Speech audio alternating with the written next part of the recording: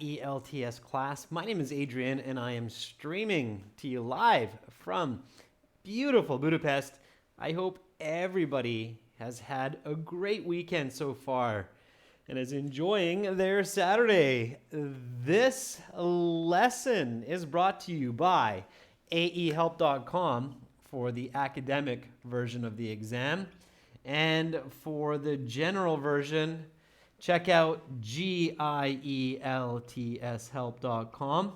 On both of those websites, you have over 100 hours of video lessons, a fully interactive course, and over 100 hours of video lessons, and 6 original practice exams. Hi, Carolina. You became a member. Fantastic. That's great. Hi, Shanghung. Good to see you in class. All right, students, while we wait for a few more members to come into the class, I will just quickly show you those websites. They look like this. This is the academic. It's got the blue background at aehelp.com. Click that big red button to join us there. Hi, Alexander. This is the general version of the exam with the green background, and click that big red button to join us there. Members, this is a Q&A class, so it's a question and answer session. I know there were a lot of questions in the last class we had like this, so hopefully you remember some of those. Think about some questions that you have, and we'll discuss them in just a moment.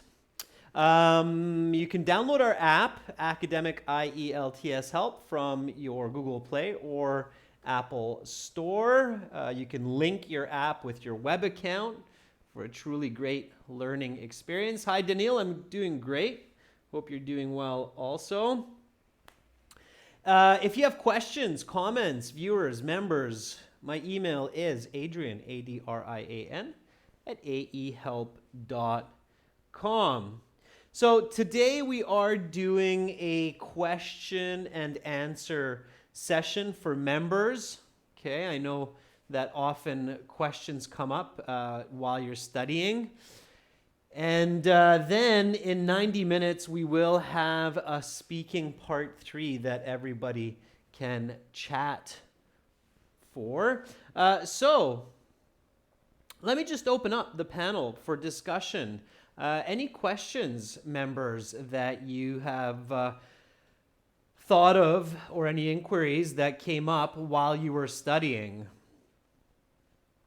Okay, our new member, Carolina, she's a longtime student of our channel and mine as well. Had a couple of good questions that I inquired about from British Council just the other day. The question was, do we have note paper in the computer-based exam? And according to British Council, the answer to that question is yes. You get a piece of paper with registration information for each section, and you can use the back of it for notes. Okay. Now you may have to bring a pencil or a pen with you. I'm not sure if they provide you with one for the computer-based exam, but you do get a piece of paper, and they also said that they do take away this piece of paper.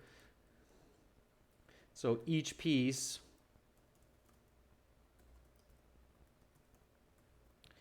of paper is taken away at the end of each section.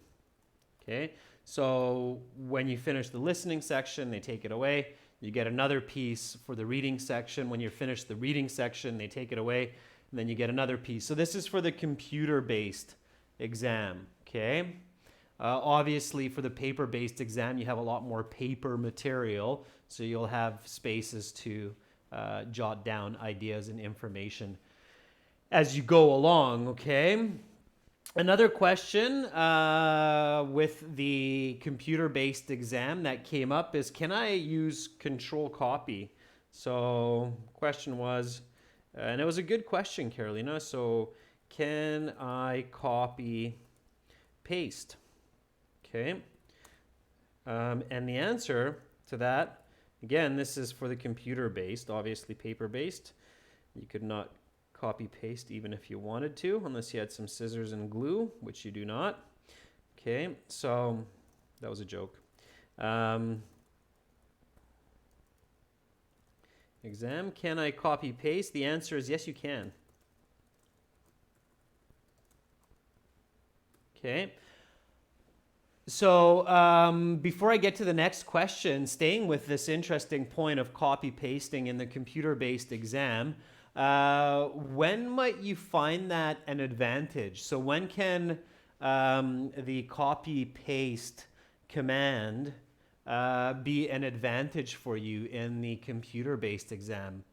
When can that especially be useful? Hi, Awaz, I'm doing great. Thanks for asking. So when can copy pasting be useful in the computer-based exam? What do you think? Yeah, Roshni says in the writing section. Absolutely, Roshni. So it's useful in the writing section to organize or reorganize information.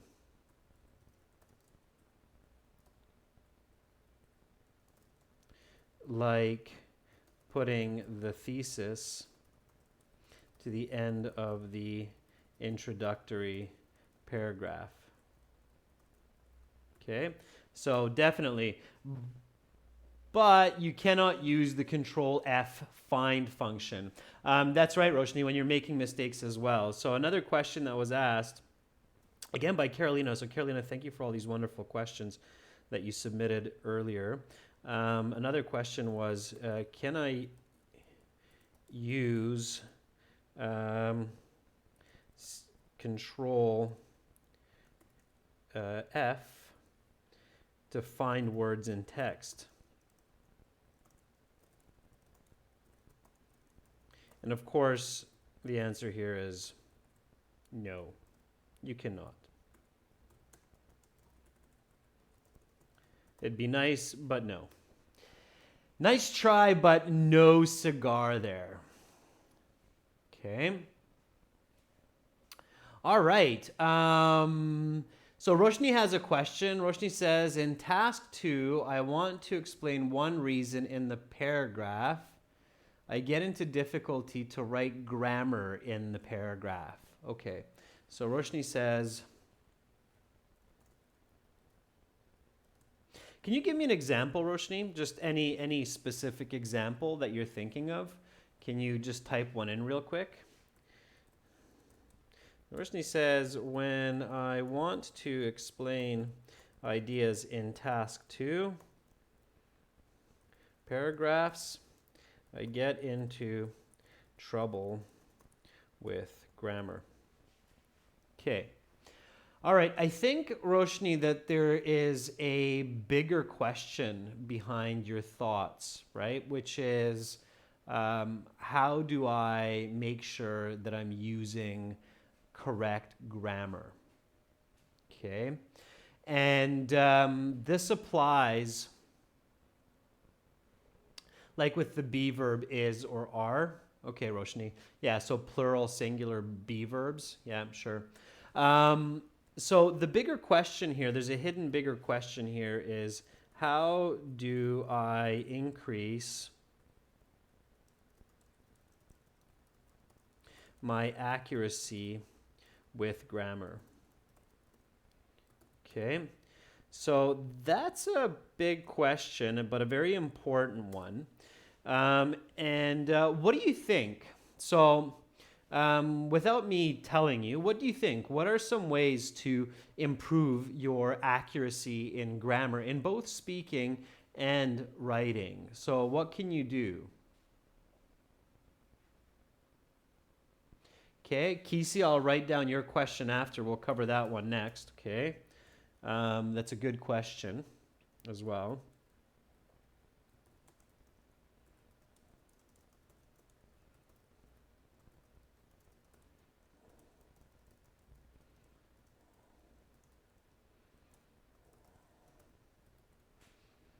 Okay, before we do that, let's focus in on this one. How do I increase my accuracy with grammar? Okay, Roshni says reading. Yeah, absolutely. Okay. Welcome, Kanav, to our group of members. So Roshni says read lots. Okay, so one, read often. Reading helps to crystallize grammar in your mind. Okay, so this is one of the big reasons that reading frequently, regularly, is a very important practice and regular activity that you need to do for the exam, because reading helps you to not only improve your grammar, but also make it firm in your thinking. So make it clear in your thinking. Okay. What else? What else can you do? Okay, so that's one for sure. So read often.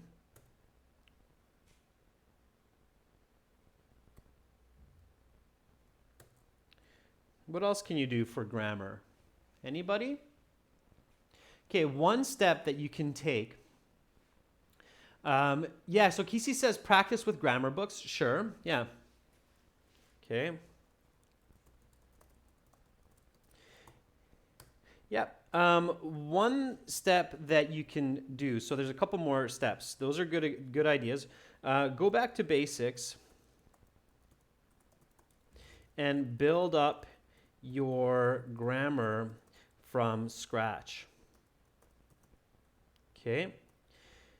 Now, very importantly here, understand the reasons for grammar and grammar rules.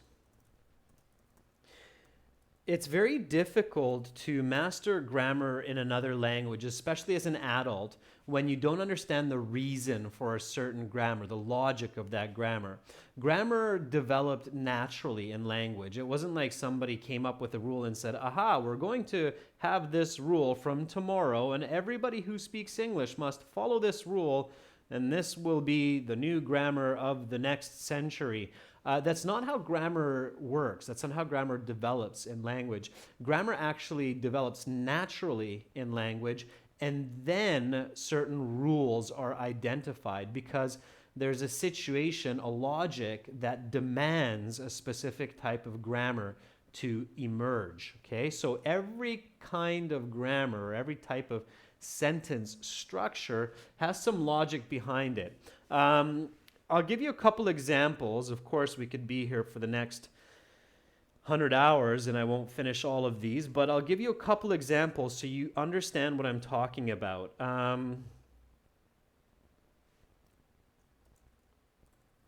So let's do it this way.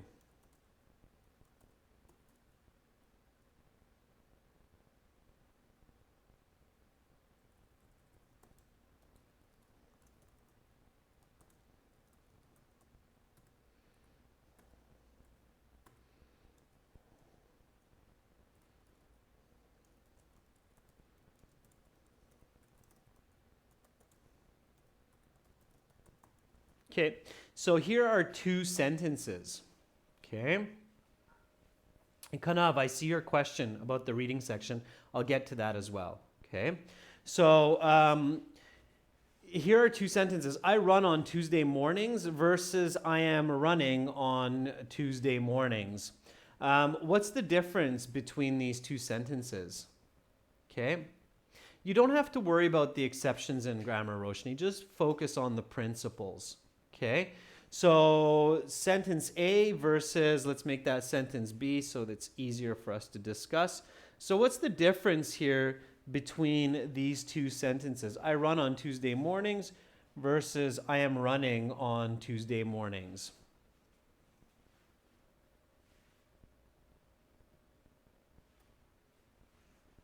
Okay, it's not a change in passive. They're both active. So in both cases, I'm the agent of the action. I'm the subject. I'm doing the action of running. Okay. So in both cases, I'm the agent and it's an active sentence. So what's the difference? And realistically, students, for those high band scores, you need to have a very quick, clear understanding of these kinds of grammar. Okay? So Alexander says, the first implies that it's regular. I run on Tuesday mornings. I am running on Tuesday mornings. Alexander, both of them imply regularity because it's Tuesday mornings. So in both cases, it's implied that I'm regularly doing this activity. Okay? So good. So Roshni says the first one is simple present. And the second one is simple continuous or progressive. Okay? What's sometimes confusing is in English we have different notation for the same grammar. So we'll say progressive, or some teachers will say progressive, some will say continuous, but it's the same idea. Okay, let me bring that down so you can see it.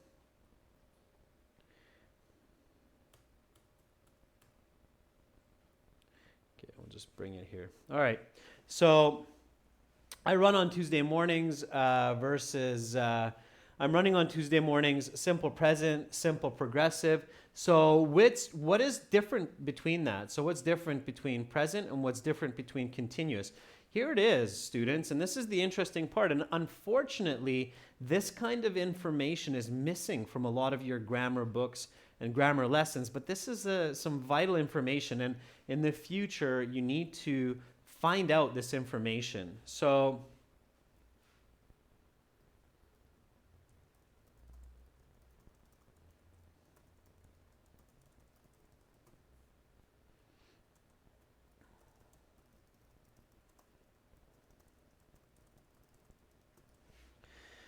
here's a big difference, okay? I run on Tuesday mornings represents a still image in the mind, okay? It's not moving. It's like when you hear this, what your mind actually visualizes is just this kind of picture, okay, of a person, okay? The ing, as it implies, is like rolling the film. So now suddenly with the ing, I'm running in the mornings, you see the movement of the runner, okay? So using progressive, using continuous, is like adding movement to the picture. Maybe some of you are familiar with those little, they have a special name, I can't remember it, but you know where you have a little drawing on many little pages, and when you flip the pages quickly, then you see a moving picture of a person. So the present simple is like just looking at the top picture, running. And then when you change it to continuous, it's like flipping the pages. It's actual movement, okay? So when you're writing or when you're speaking, you as the presenter need to decide what type of grammar best represents your ideas, what you want to show to your audience, okay? And when you understand that, it becomes much more logical and faster to use the correct grammar. And every form of grammar has logic and reason like that behind it. Okay? So what you want to do is you want to go back to your grammar basics. You want to understand why it's used, and then build to more complex forms of grammar and clearly understand why you're using that. I'll show you a nice complex grammar piece and explain to you what's happening. Okay.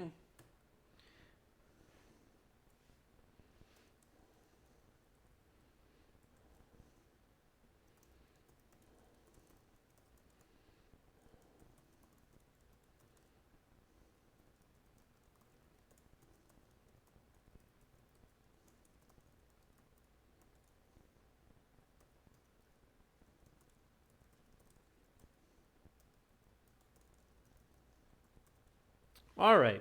So we just definitely jumped a few octaves in the grammar difficulty, okay? Since my doctor advised me to increase my fitness level, I have been running every Tuesday morning. Now, I could have written this like this.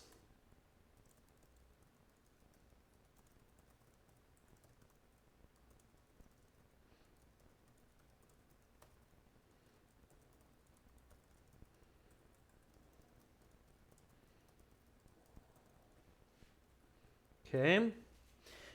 So I could have written it like this, but I decided to write it like this. In this case, my dependent clause comes first. My independent clause comes second. What type of grammar am I using here, members? So in this part of my sentence, what type of grammar am I using? Anybody? So what is that? Obviously, it's a step up from this grammar here. What am I using?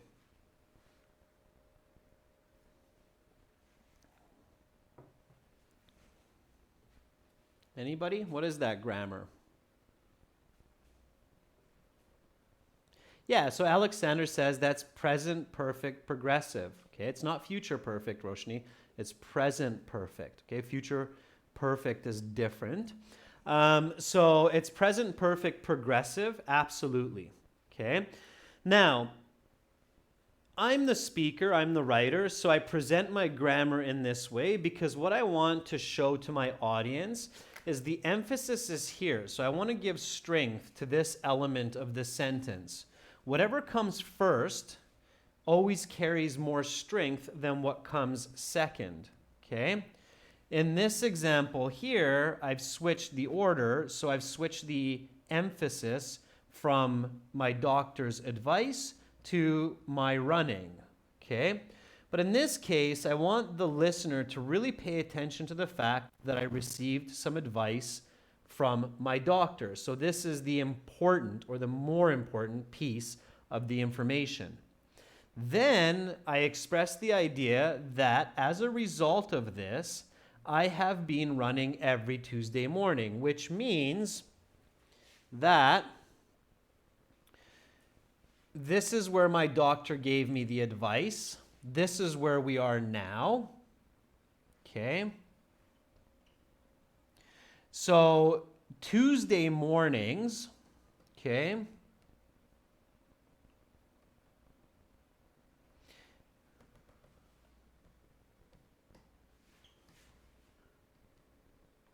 Okay, so Tuesday mornings, since the unknown time of my doctor's advice, my doctor gave me the advice at some point, could have been a month ago, a year ago, 5 years ago, but regardless, since that time regularly, again and again, every Tuesday, I am running, and I'm showing a continuous picture, so it's a video, it's not a still image.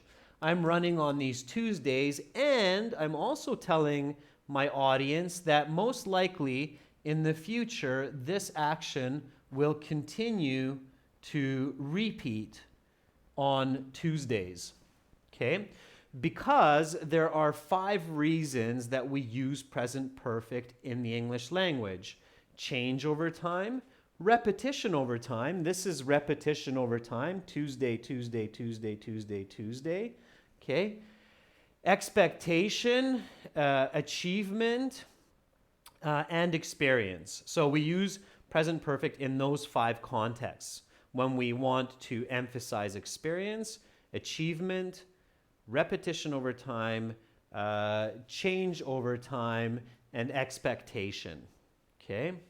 Now, again, I'm not going to get more into grammar lessons today, but the emphasis here, and I hope I haven't lost you yet, is that when you understand the reason that you're using a certain type of grammar and you purposefully apply that in your writing and in your speaking, then you become much more accurate. But to do that, you have to go back to the basics and build up to this kind of grammar. Now, Roshni, I know that wasn't as simple of an answer maybe that you were looking for, but that's the truth. In order to write good explanations in your body paragraphs, you have to use purposeful grammar. And most of the time, Roshni, yes, progressive forms often can be better than static forms, okay? Because humans like to visualize continuous movement. Again, remember that humans are visual. Our primary sense is our vision. We see, we love to watch, we love to see. Words and sounds we often use to symbolize or express vision. Okay, so grammar, not surprisingly, is evolved or has evolved around human vision, around symbolizing human vision. Okay, keep that in mind. I know that was quite a complex and maybe abstract explanation, Roshni, for how to approach grammar. But that is the right answer. That is the truthful answer. Go back to grammar basics, build up your grammar, always identify the reasons you're using a specific kind of grammar, and read lots so that you can identify and associate with those different grammar forms. Then practice it in your writing. Okay? You're very welcome. Again, complex answer, but no easy way around it. Okay? All right. And of course, proofread your work. Proofread your work. Okay.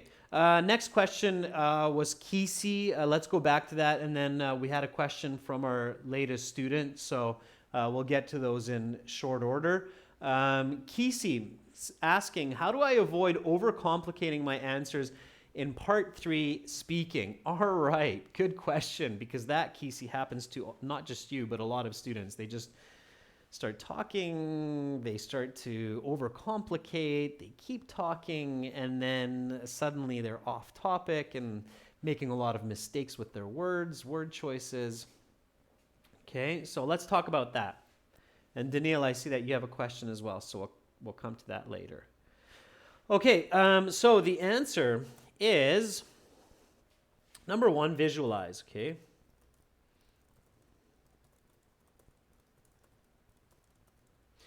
And notice how it's interesting. We've gone from visual grammar or visual language to visualizing ideas, visualizing what we want to express. So when you have a question, then you need to visualize it and you need to stick to it. Okay? Again, Kesey, think of what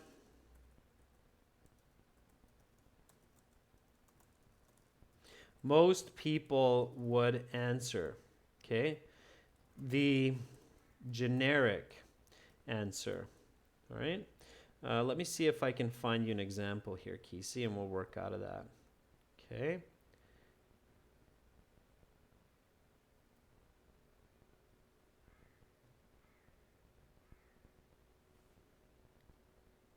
All right.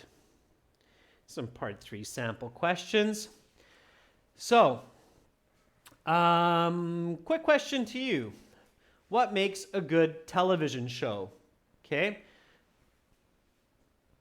What do you visualize? So when you get this question, Kesey, what makes a good television show? What do you visualize? Okay, so my best answer to you, Kesey, will be with this example.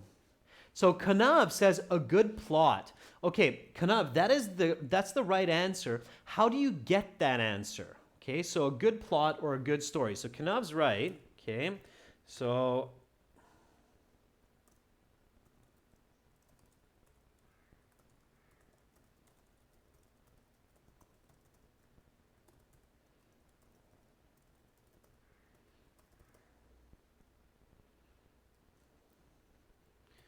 okay, a good plot or a good story.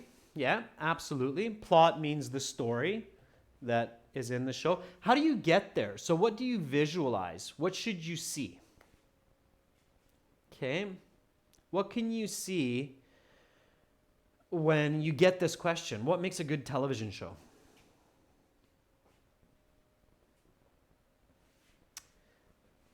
And you have to get this answer.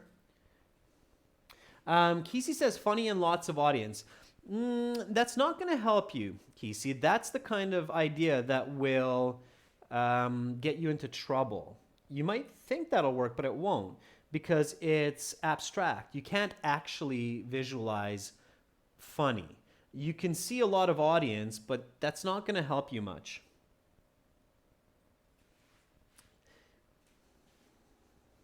So here, the subject, the topic is television show, right?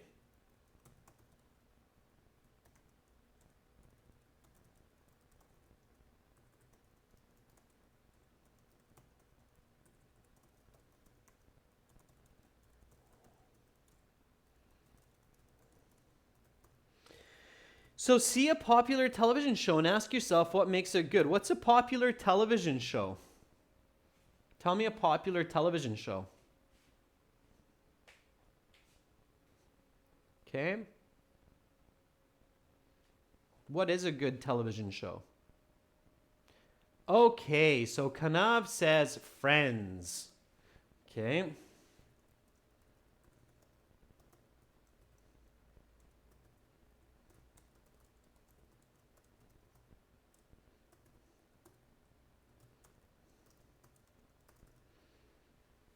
So you visualize Friends, you ask yourself what makes it good, and you think good actors. Now you might be thinking, well, really? That's tricky to do that in another language quickly when I get a question like this. But no, not really. Okay.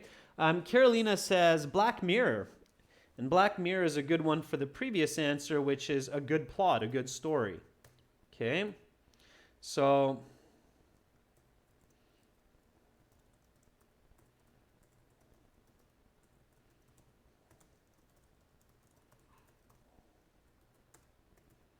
it always has different actors, so it's not so much the actors. Okay.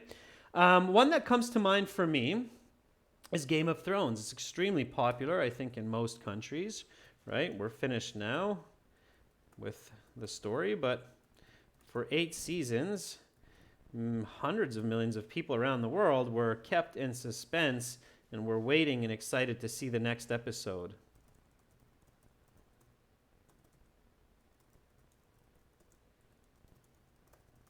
Okay, it had both good story and good actors. Okay, so what you want to do, Kisi, to stay focused, to not overcomplicate, is keep your concepts focused. Keep it in a compartment. Okay, so here.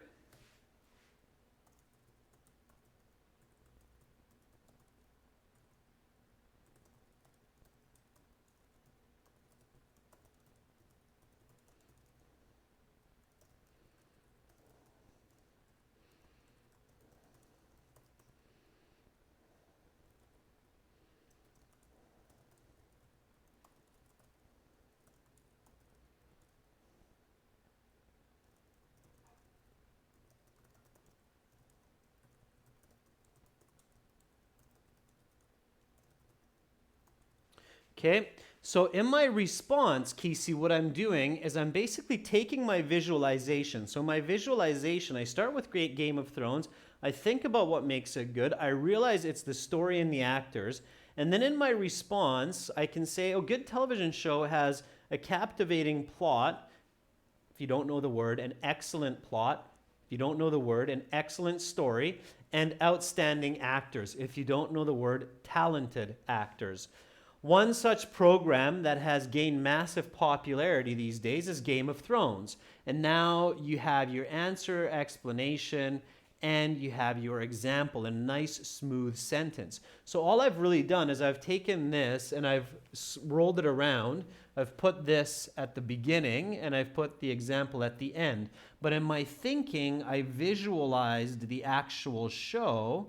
That's quality, and that allowed me to think about the reason. So this is that down-up processing, and this helps you to focus your ideas, Kisi. Does that make sense? Okay. And of course, keep your thoughts to answer, explain, example. So that's another piece of advice. So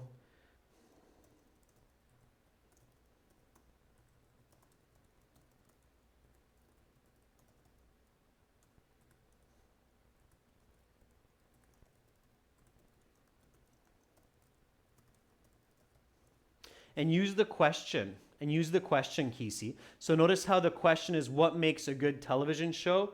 A good television show has, or a good TV program has.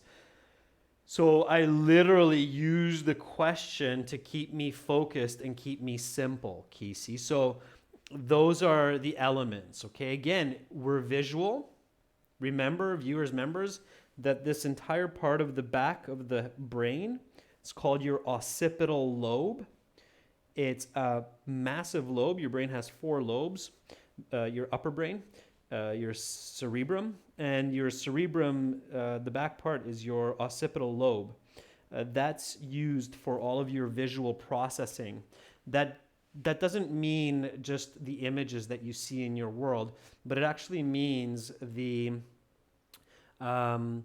organization, systematization, the function of visual data that's stored in there is all moving around in this back part of your brain, and that's a massive part of your brain.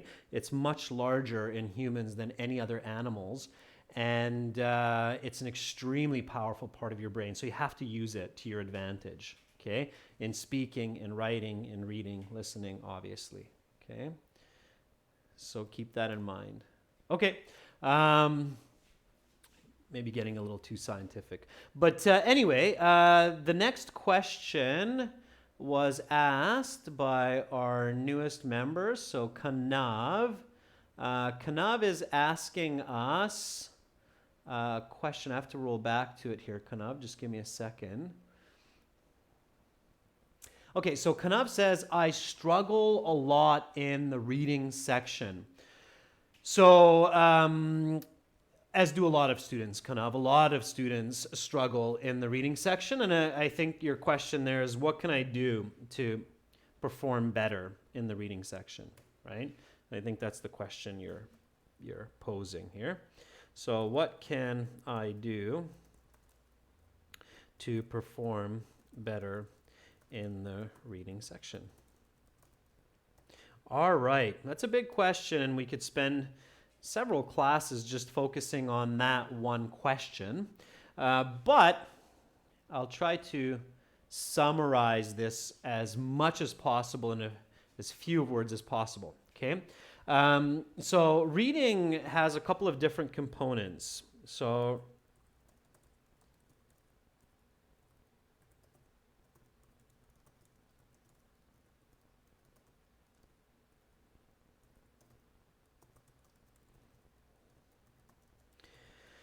okay, so reading can be divided into 2 components, fluency and comprehension. That means how fluently you read, so how smoothly you read information, which can be very challenging when you're reading in another language.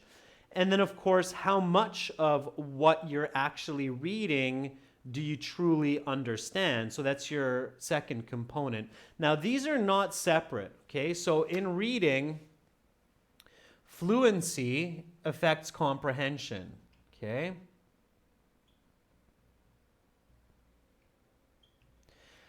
So fluency affects your comprehension. If your fluency is low, then that will decrease your comprehension. Now, if your fluency is high, that will help to increase your comprehension. Vice versa, it's not true. You can actually have high comprehension with low fluency. It's possible, although it's usually not the case. Okay, but the reason why it's important to understand this, or these 2 components, is because you can actually target them separately. Okay, so my answer to you as step number 1, Kanav, is focus on fluency individually and then focus on comprehension. When you improve your fluency, you will naturally improve comprehension as well. Let me show you. In our premium package on our website, on both of the websites, in the interactive course, there's a technique called power reading. Now, we don't have time for all of those steps today, but power reading basically suggests a type of practice that you can do, kind of, which can really help to quickly improve your reading performance. So if we jump here to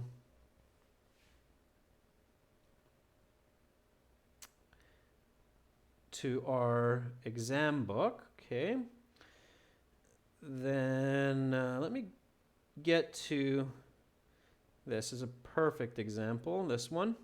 So here we have a reading passage, okay, and the difficulty kind of is that when students are practicing their reading, they try to improve their reading skills generally. So that means everything at the same time. And they do that by reading and answering questions. So what most students do for practice is they'll start reading. Supernovae are among the most spectacular events in the universe. They are incredibly powerful. In just a few weeks, they can release the same amount of energy as our sun will release in its entire lifetime. Supernovae are also the origin of many of the elements that make up the universe. Most of the elements of the periodic table require enormous amounts of energy to produce, and supernovae are the only source of this energy. Due to their consistent brightness, supernovae are used to measure large distances across the universe. So what students do is they try to read this nice and fluently and understand what they're reading, and then they'll go and answer some questions. So which paragraph contains the information? None of these actually, but the student's trying to look for the answer. So comprehension combined with fluency, okay? I'll get to time management in a second, Kanav, but first, how do you improve, okay? Now, improving your fluency, Kanav, will improve, of course, your time management because you will be faster.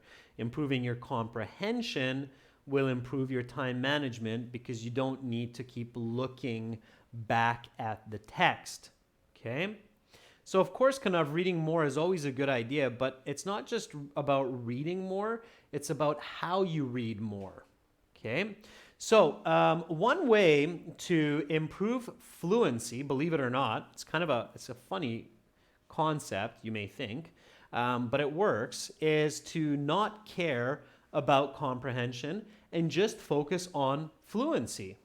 Okay, so don't worry about making sense, don't worry about understanding, just focus on having your eye and your brain register as many words as possible, as quickly as possible. And for that, you have to read quickly, okay?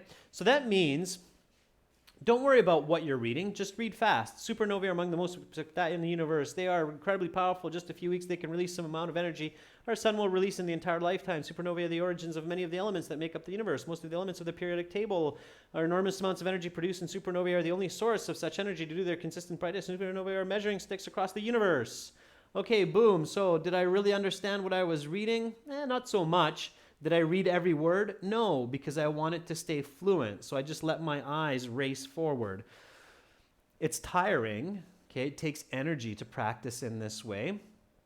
But by forcing yourself to read as fast as you can push to increase your rate of fluency.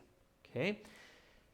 Then you can take the other side of this reading coin and focus on comprehension. So then you read really slowly and make sure that you understand what you read.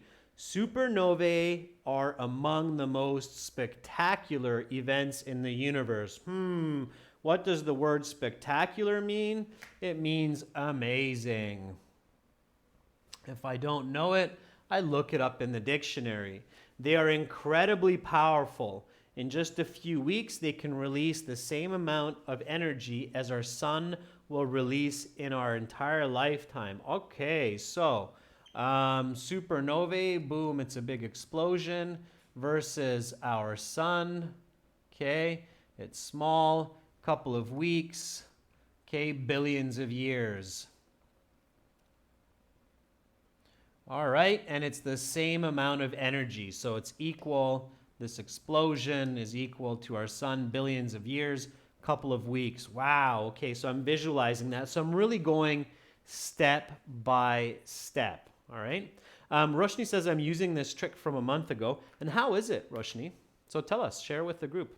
I know that some of our members do practice power reading. So how is it working for you, Roshni? Is it helping to improve your overall reading ability and score? If not, be honest.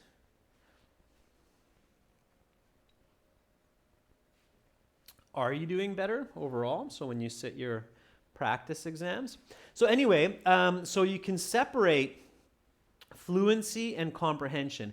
And then as you do your practice tests, you can meld these two skills together, these two sides of the reading coin together. And then you'll notice that you're becoming more fluent and comprehending more and saving a lot of time. Okay. So, Kanav, that's one idea. The other idea is to avoid skimming and scanning. Kanav, do you skim read for answers? Do you try to scan the passages for answers in your 20 minutes? Or are you actually reading the passage? So do you read the passage, Kanav, before you answer? I know I'm answering a question with another question, but it's important. So what do you do, Kanav?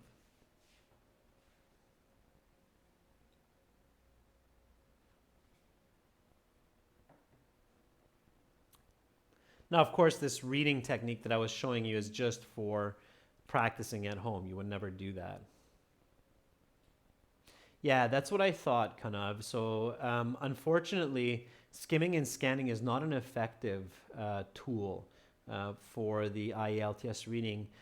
And the biggest reason being that you cannot skim and scan for a lot of questions, like not given, false answers, a lot of multiple choice answers, inferred question types you cannot skim, scan for.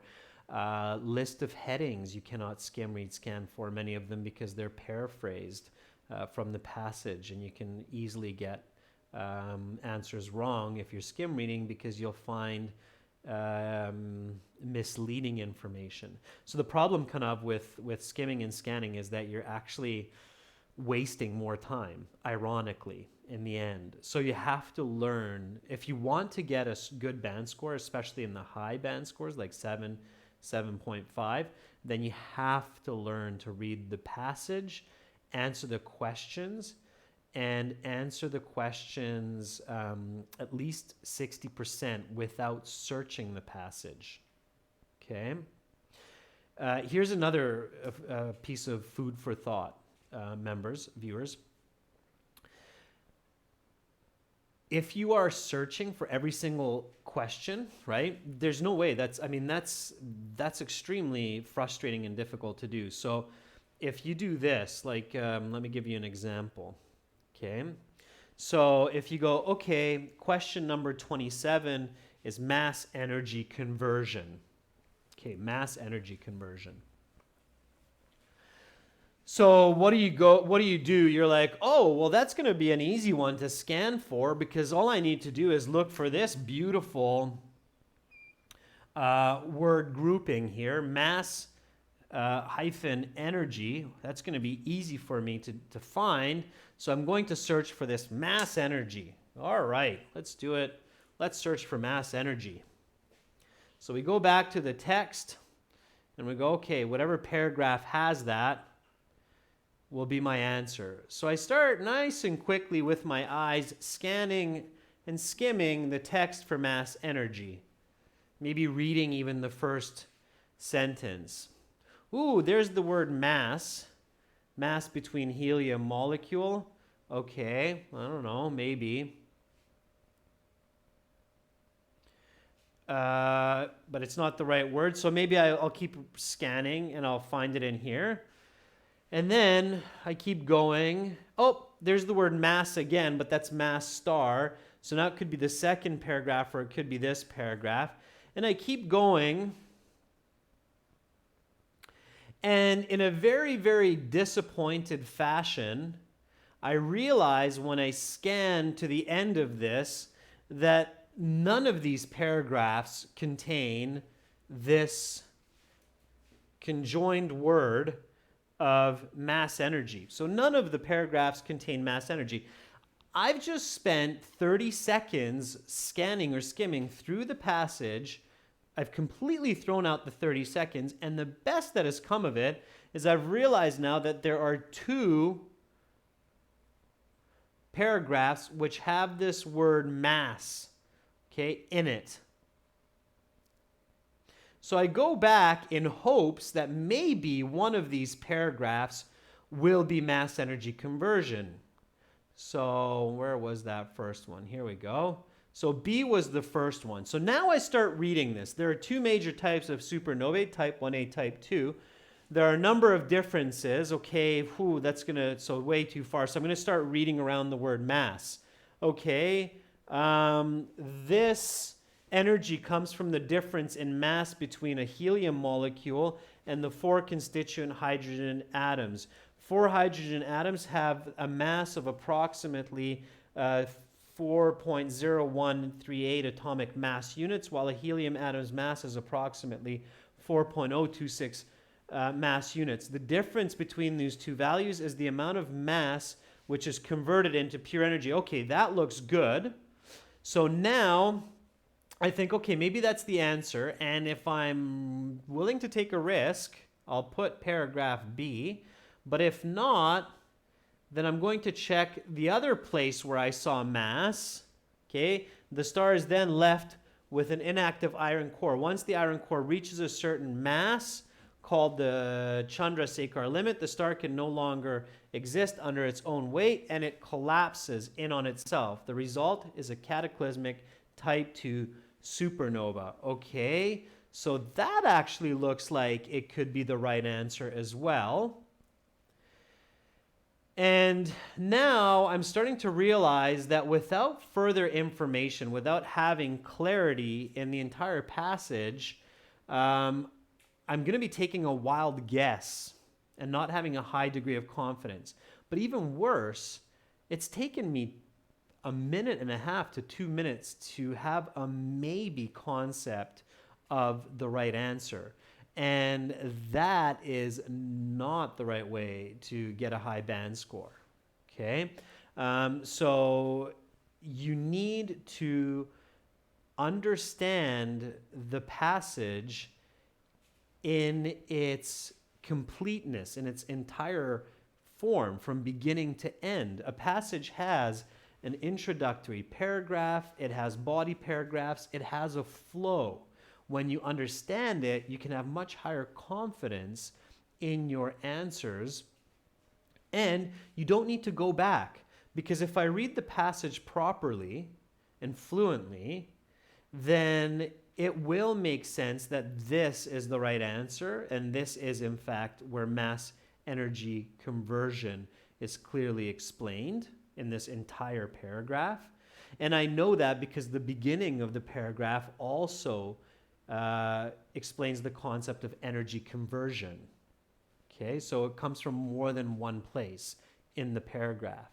All right, so skimming, scanning, it's not the right way, and that's not what the people who create the IELTS exam want you to do. So it doesn't work. So Kanav, I know that was a really long-winded answer for you, but I'm always working hard to convince students that they can get much better band scores when they use correct strategies for the exam. Just keep this in mind, viewers and students. IELTS teachers like myself, examiners and experts, if we were to sit the IELTS exam tomorrow, none of us would use skimming and scanning as our primary tool for getting the answers. It would, for no examiner in their right mind would skimming and scanning be the #1 tool used in the reading section to get a high band score. All of us would read the passage, answer most of the questions, and then if we weren't sure about one or two and still had some time, then maybe we would use skimming and scanning to get reassurance or to go back to a part where we thought the answer might be coming from. Okay, So you should always do what an examiner or what an IELTS expert would do, not what some teacher might say because somebody by some chance fluked out and got a good band score with skimming and scanning. Okay. All right. That's all the time I have for today. I know we had one more question from Daniil. Daniil, can you send me that question by email and I'll get to it? Okay. So I know there's always a lot of questions, and unfortunately for a lot of these, Joanne, Justy, I see your question as well. So Joanne, Daniil, just send me the questions by email.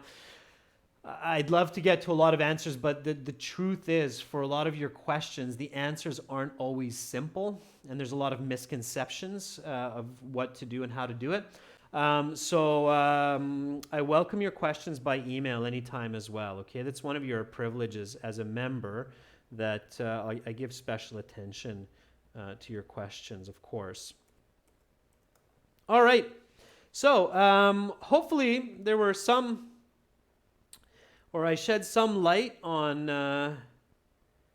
your inquiries. And again, you can find a lot of your answers and strategies on the websites, aehelp.com for academic IELTS and gltshelp.com for general. In 30 minutes, members, viewers, I will continue with speaking part 3 as the final class for this week. Hopefully, I'll see you soon. Until then, have an awesome half an hour, and if it's late in your country or if you've got other actions or activities to do, then enjoy and have a great day. Bye for now.